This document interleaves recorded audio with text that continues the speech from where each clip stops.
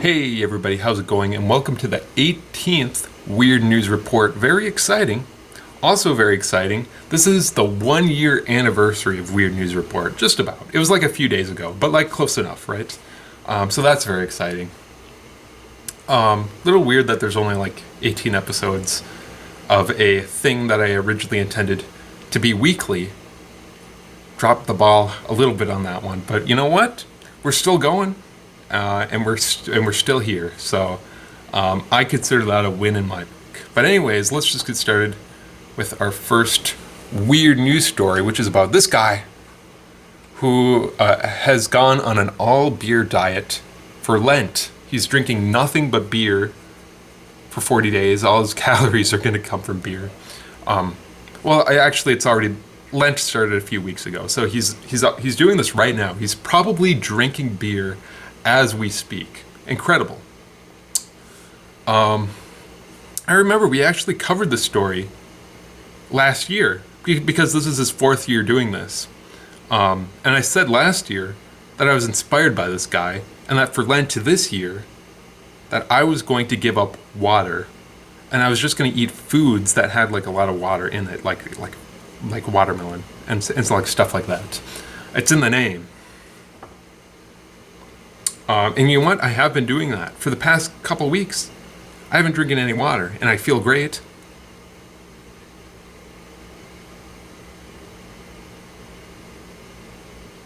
Yeah, I feel great. And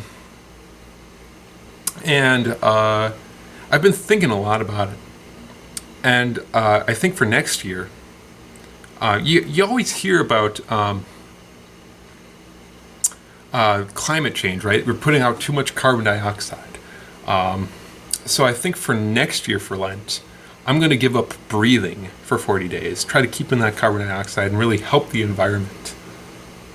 Of course I didn't give up water. This is stupid. This cannot be good for your health. Drinking only beer for 40 days.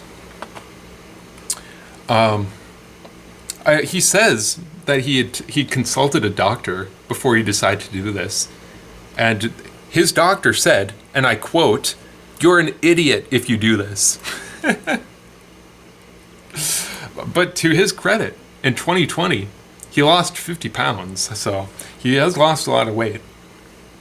Once he actually makes it past the period where he's drinking only beer, I guess he's healthier. Well, maybe not. I don't know. I don't know what kind of effect this does have on his body. Also, he's raising money for charity, which I guess is cool. He raised $10,000 in 2020. There has to be, you know what? If you're gonna go on a diet, maybe just like do something normal, something that might not kill you. I don't know. A real American bureau, it says. Yeah. All right.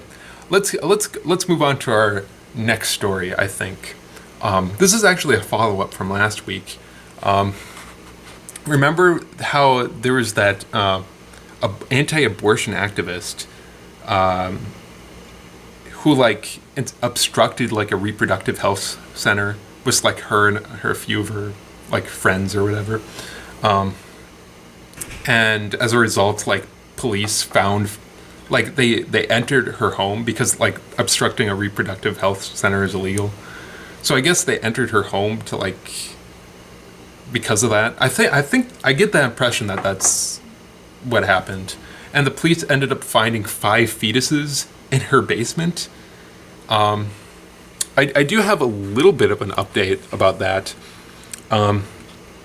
Okay, so the group that includes that woman from last week, they claim that they saw a medical waste truck, or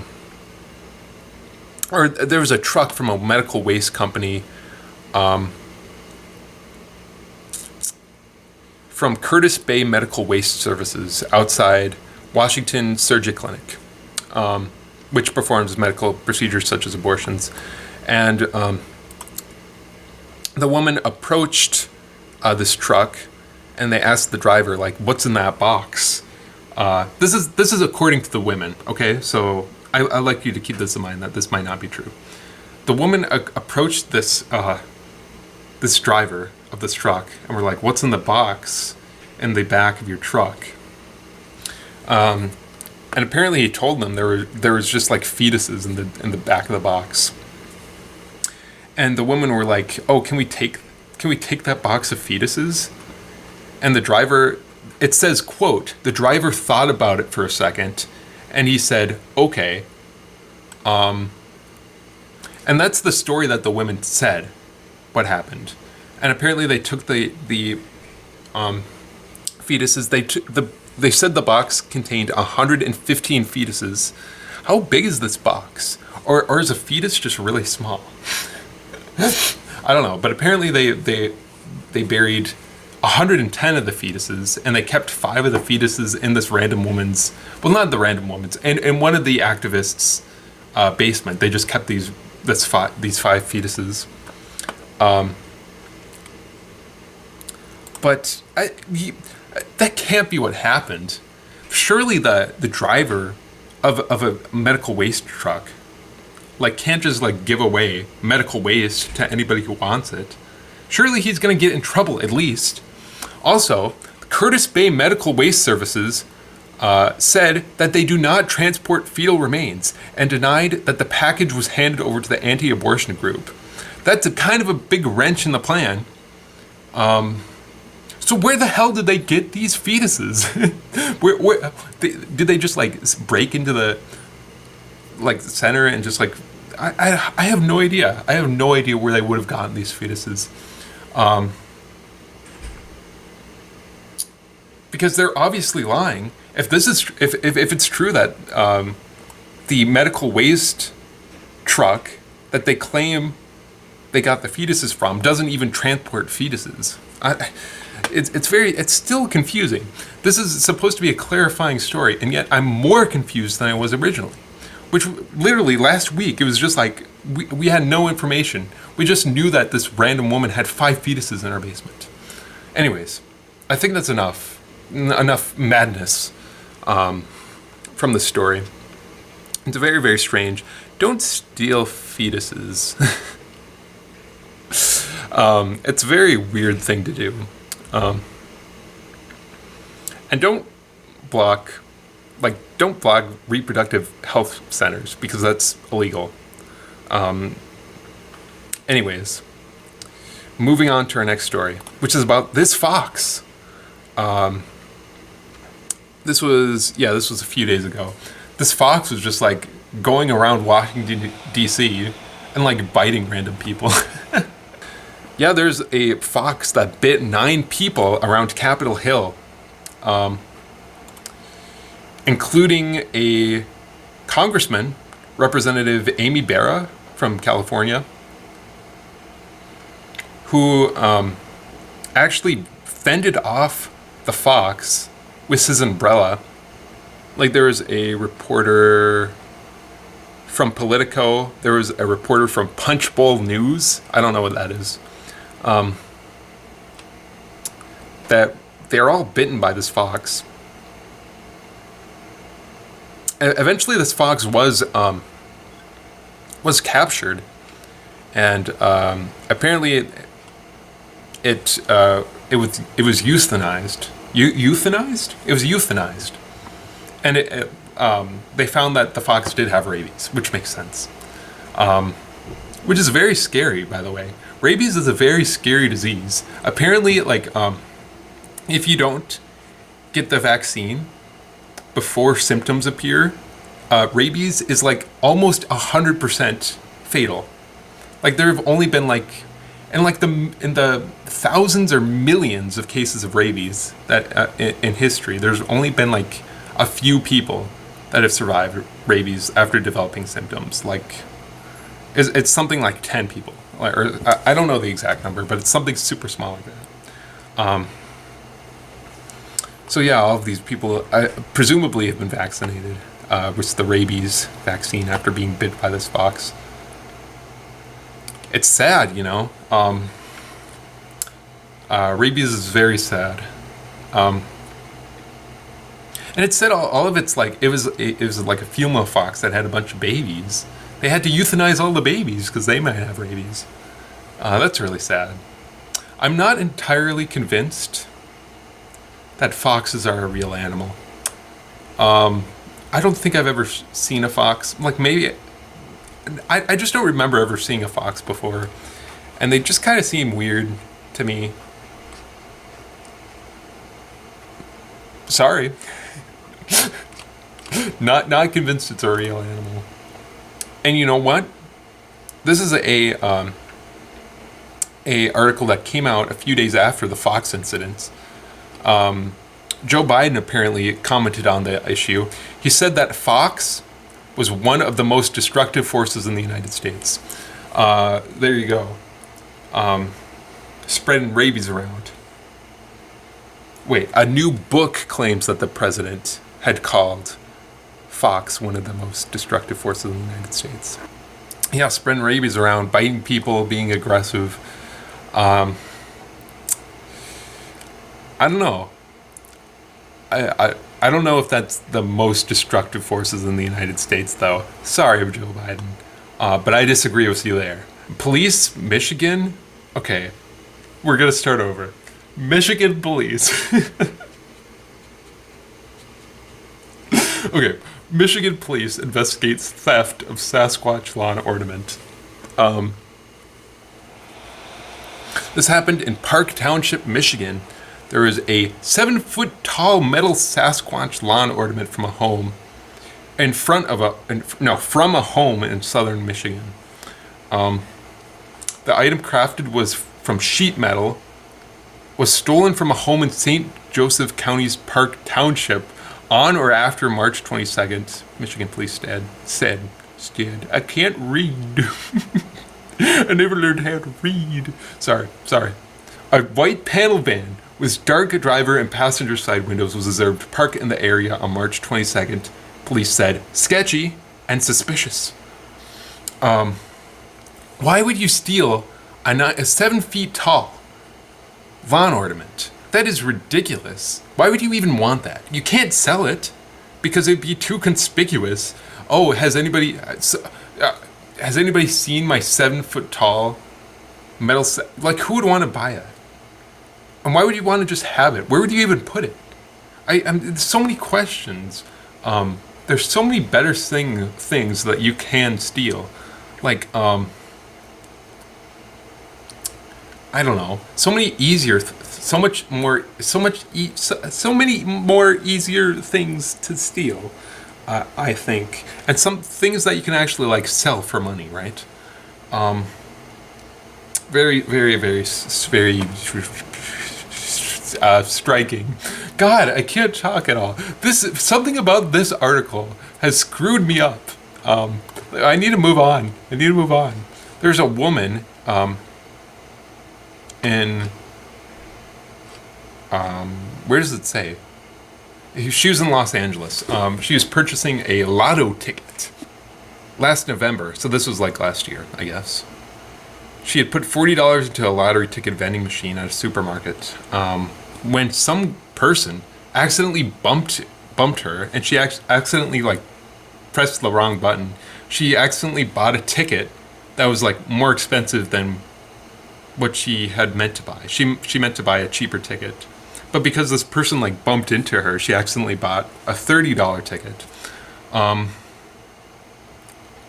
guess she had, like, put her money in, and then she's gonna buy the ticket and, like, get change, like, something like that. Yeah, that makes sense. And apparently the person was pretty rude. The person, like, didn't even apologize. He just, like, ran off or whatever. So she got her ticket. But once she was in her car, she had scratched off the ticket that she originally didn't mean to buy, by the way. Remember. And it turned out that she had won $10 million. Which, you know what? It's okay. It's incredible. This really makes you think. Just imagine, like, you were the person. Like, imagine bumping into someone, and as a result, they win $10 million. You should be thanking me, lady. Don't be so cranky. This article says, and I quote, this is what the woman was saying. I didn't really believe it at first, but I got on the 405 freeway and kept looking down at the ticket. I almost crashed the car. I pulled over, looked at it again and again, scanned it with my app, and I just kept thinking this can't be right. Why was she looking at it while she was driving on the freeway? Seemed like a bad idea. Okay, that would be crazy. First, she gets bumped by a person. Then, she buys the wrong ticket. She accidentally buys the wrong ticket. This is all hypothetical, by the way. No, well, this isn't hypothetical. Okay. So, but just imagine that this happens, okay? Just imagine that the following events happen, right? Someone bumps her when she's buying a lottery ticket. She accidentally buys the wrong lottery ticket. When she's in her car, she realizes that she's won the lottery. She's won $10 million. And then as a result, she gets so distracted that she crashes her car and dies. That would mean that the stranger that had bumped her originally had resulted in her death indirectly. That would be crazy. A crazy chain of events. Don't bump into people. You could end up killing them through a Rube Goldberg-esque series of unintended consequences.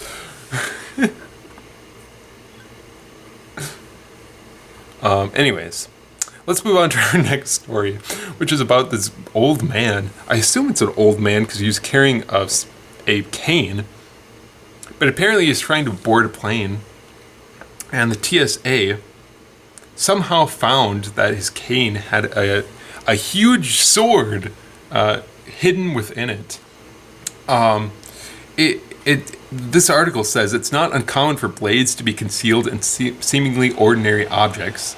On Thursday, a passenger intended to make it through airport security was a dagger concealed in a hairbrush handle. Some carry-on items may be prohibited if they appear not to be, like a cane with a hidden sword, the TSA says on its website. Such a strange example if you don't know the context. Yeah, but apparently this old man had no idea that there was a sword in his cane. I don't know, it doesn't say he was an old man. I guess he could be a young man. Or a woman. No, it says his cane, so it was a guy. Okay. But how do you not know there's a sword in your cane? Where do you get this cane? I have so many questions. So often, these articles just give me more questions than answers. Which I kind of like, honestly. It leaves you in suspense. Check your canes, folks, for swords. You don't know what's hiding in them. But let's end this weird news report on a happy note. You know how I always like to end the weird news reports with a real banger article.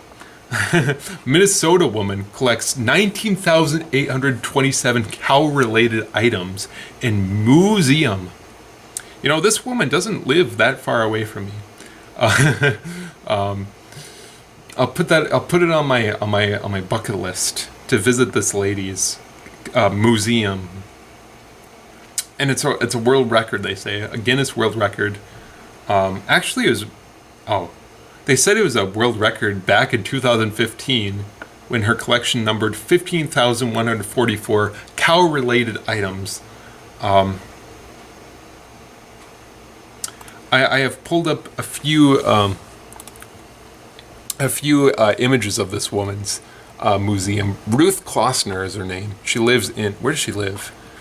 She lives in Lafayette, Minnesota, which is not that far away from me, as I said.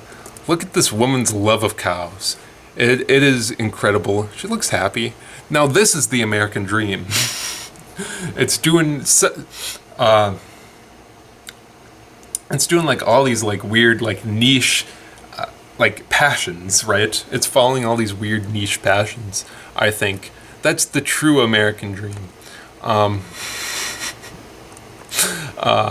Look at, she has a cow painting, it looks like. Various cow knickknacks.